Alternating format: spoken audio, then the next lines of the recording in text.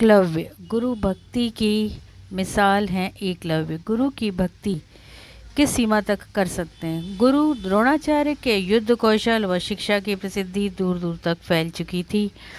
बहुत दूर दूर के राजा सब उनके पास आते थे शिक्षा के लिए।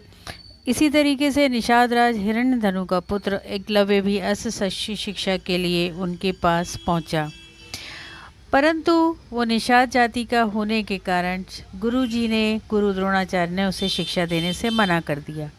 वो बहुत मायूस हो गया, दुखी हो गया, परंतु वो घर ना जाकर वन में चला गया और वहाँ उसने मिट्टी की मूर्त बनाई गुरु द्रोणाचार्य की और श्रद्धापूर्वक नित्य अस्त्र शस्त्र का अभ्यास करने लगा। ये गुरु भक्ति की पराकाष्ठा है। एक बार सभी राजकुमार वन में शिकार खेलने गए। उनके साथ एक कुत्ता भी गया हुआ था जो घूमता फिरता एकलव्य के पास पहुंच जाता है। अब चूंकि एकलव्य वहां अपना अभ्यास करते होते हैं तो कुत्ता भौंकने लगता है। उसको चुप कराने के लिए वो 7 तीर उसके मुंह में भरते हैं। कुत्ता चुप हो जाता है पर कुत्ते को जरा भी चोट नहीं आती। ये एक आश्चर्यजनक घटना थी। कुत्ता उसी हाल में राजकुमार और गुरु द्रोणाचार्य के पास पहुंच जाता है। सब बहुत आश्चर्यचकित हो जाते हैं।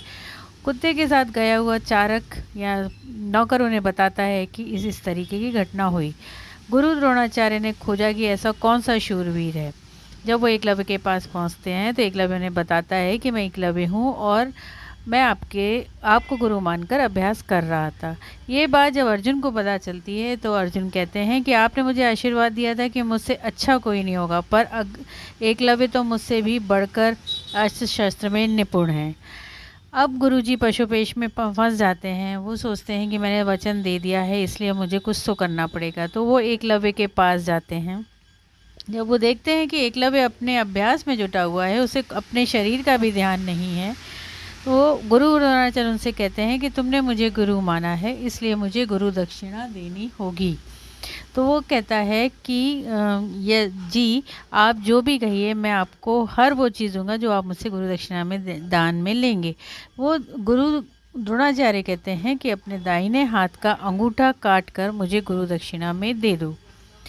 वो सहर्ष हंसते हुए अपने दाहिने हाथ का अंगूठा काटकर उन्हें दे देता है। वो ये भी जानता था कि अब वो आगे कभी तीर नहीं चला पाएगा। उसके बाद भी उसने गुरु दक्षिणा दी। इससे बड़ी गुरु भक्ति नहीं हो सकती है और अपने गुरु का इतना ही सम्मान करना चाहिए जिससे हमें शिक्षा और दीक्षा मिलती है।